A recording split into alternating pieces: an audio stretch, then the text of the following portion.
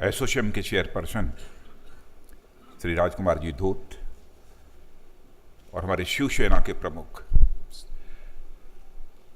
Shri Uddhav Thackeray ji, Shri Sunil ji कन्नोडिया, Shri DS जी रावत और इस audience में मौजूद मेरे सभी सम्मानित देवियों एवं सज्जनों। वैसे राजकुमार जी धूत का और एसोचैम ऑर्गेनाइजेशन का अभिनंदन तो हमारे उद्धव जी ठाकरे ने कर दिया, लेकिन मैं अपनी तरफ से राजकुमार जी धूत और इस ऑर्गेनाइजेशन के प्रति आभार व्यक्त करना चाहता हूं कि इतने उत्कृष्ट फोरम पर आपने आमंत्रित करके हम सभी लोगों को अपना विचार व्यक्त करने का आपने अवसर दिया है।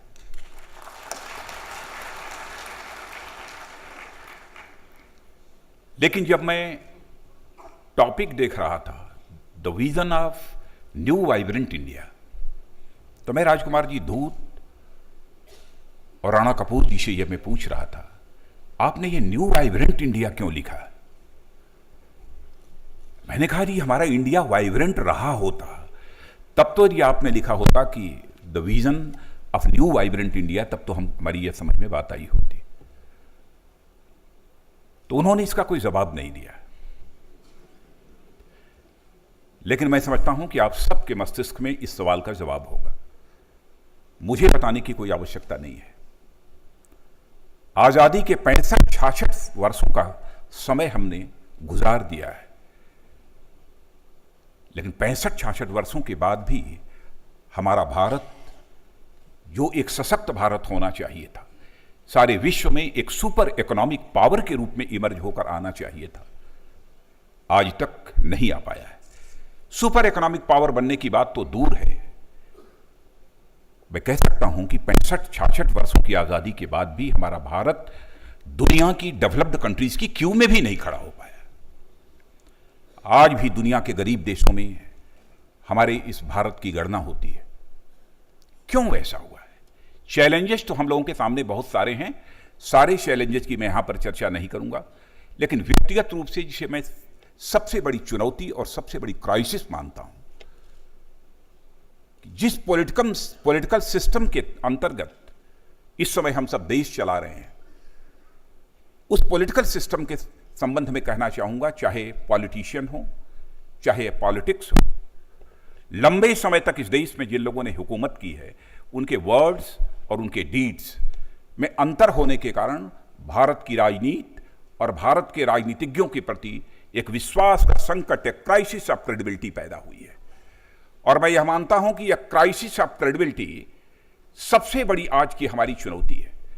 उद्धव जी ने सही कहा है कि पॉलिटिशियंस को जो कहना चाहिए उसे पूरा करना चाहिए।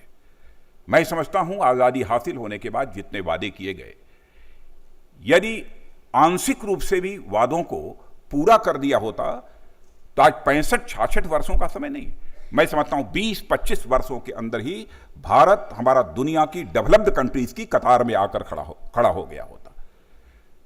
सबसे बड़ा चैलेंज पॉलिटिक्स और पॉलिटिशियंस के सामने यही सबसे बड़ा चैलेंज है। और मैं समझता हूं कि यदि हम सबको सरकार बनाने का अवसर मिला तो हम निश्चित रूप से इस चुनौती को मजबूती के साथ स्वीकार करेंगे और इस पर हम विजय हासिल करेंगे। हम अपने इलेक्शन मैनिफेस्टो में भी वही कहेंगे जिसे कि हम कर सकते हैं। आपने लंबे समय तक एक राजनीतिक पार्टी कांग्रेस की हुकूमत देखी है, वैसे इस देश में 6 वर्षों तक सरकार चलाने का अवसर हम सबको भी मिला है।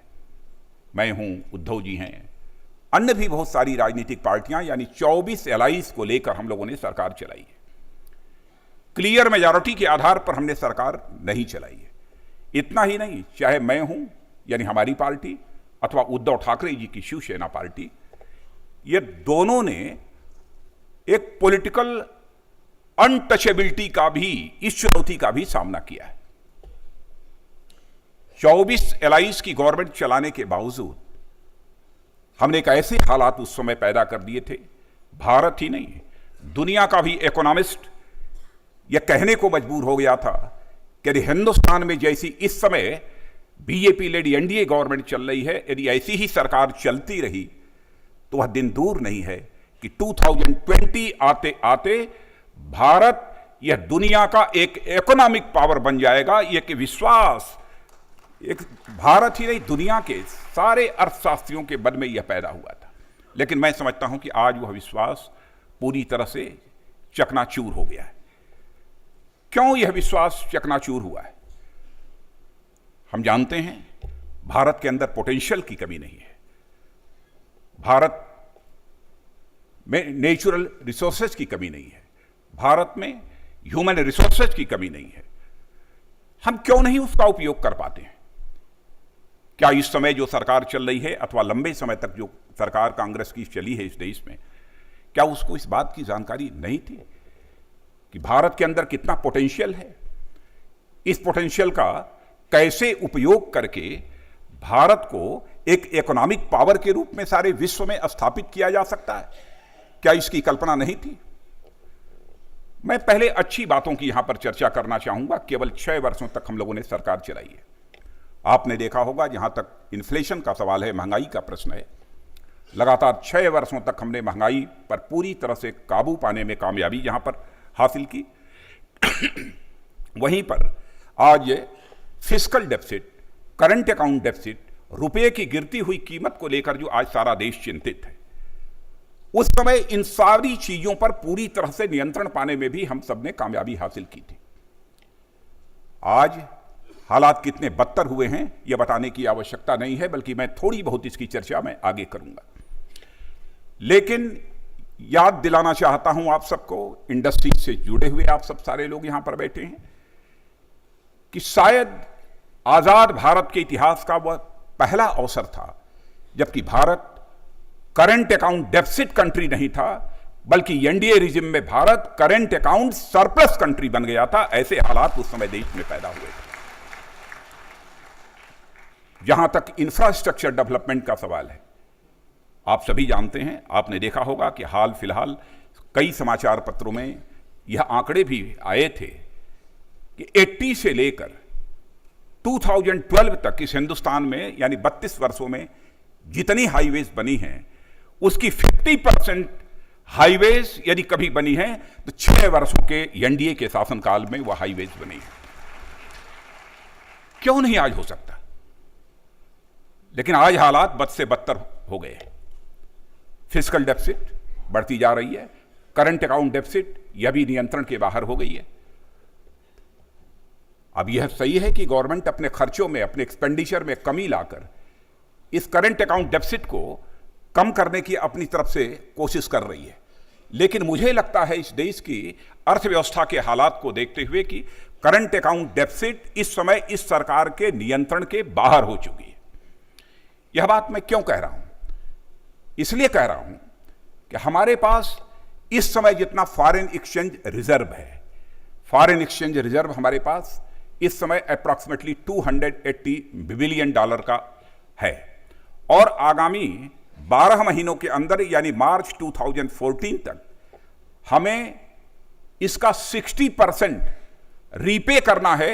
यानी जिन देशों से हम लोगों ने यह फॉरेन डेट लिया है उन देशों को हमें रीपे करना है। उसके बाद कितना, लगभग $170 बिलियन हमको जो है रीपे करना है। हमारे पास कितना बचेगा? फॉरेन एक्सचेंज रिजर्व की भी हालत पूरी तरह से खस्ता हो जाएगी। और मैं समझता हूं विदेशी अपने ऐसी आवश्यकता जिसके लिए हमें विदेशों पर निर्भर करना पड़ता है, उसे भी पूरा करने की हमारे अंदर कुव्वत नहीं रह जाएगी। एक ऐसे हालात इस हिंदुस्तान में पैदा हो जाएंगे। बट नेचुरल है कि करंट अकाउंट डेफिसिट भी उस समय तेजी के साथ बढ़ेगी। यह जो एक देश की अर्थव्यवस्था के समक्ष यह जो संकट पैदा हुआ है, इसे हमें आज चुनौती के रूप में स्वीकार करना है। लेकिन यदि हम चुनौती के रूप में स्वीकार करते हैं और इस पर हम विजय हासिल करना चाहते हैं, तो हमें इस बात का ध्यान रखना पड़ेगा कि जो भी हम अपना विजन डॉक्यूमेंट तैयार करते हैं, अथवा हमारी जब यह सरकार बनेगी तो सरकार बनने के बाद हम क्या क्या करेंगे, इसके संबंध में जो निर्णय करते हैं, निर्णय करते समय इस बात का हमें ध्यान रखना होगा कि हम यदि सरकार बनाने के लिए ही हम वादे न करें, सरकार बनाने के लिए ही हम अपना विजन डॉक्यूमेंट तैयार न करें, क्योंकि नारों से, वादों से सरकारें तो बन जाती हैं, लेकिन देश कभी नहीं बन सकता है और सरकारें चल भी नहीं सकती हैं। इस सच्चाई को भी हमें समझना चाहिए। महंगाई अनियंत्रित हो गई है, ठीक है। बीच में समय समय पर कभी रेट ऑफ इन्फ्लेशन यदि थोड़ा कम हो जाता है तो हमारी सरकार यह दावा करती है कि नहीं, रेट ऑफ इन्फ्लेशन कम हुआ है और आम आदमी अब राहत महसूस कर रहा है, यह भी दावा करती है। लेकिन लगातार 6 वर्षों तक महंगाई को काफी हद तक काबू पाने में यदि सफलता प्राप्त की थी तो वह बीजेपी लेड एनडीए गवर्नमेंट ने प्राप्त की थी।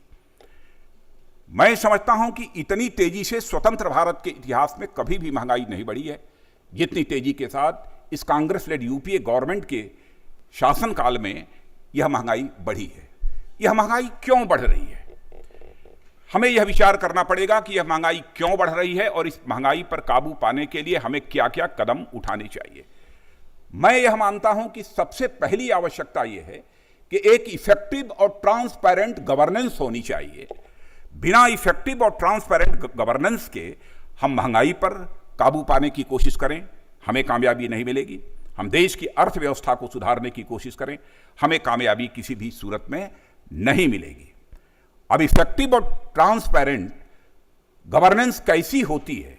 मैं समझता हूं कि यह भी, यदि आप 2 मॉडल आपने देखा है सरकारों की, एक कांग्रेस का भी मॉडल आपने देखा है, आज भी पिछले 9 वर्षों से कांग्रेस के गवर्नेंस के मॉडल को भी आप देख रहे हैं, और 6 वर्षों तक हम लोगों के भी गवर्नेंस के मॉडल को आपने देखा जब श्री अटल बिहारी वाजपेयी जी के हाथों में शासन की बागडोर इस देश की थी। उस समय भी आपने देखा। फैसला आपको करना है।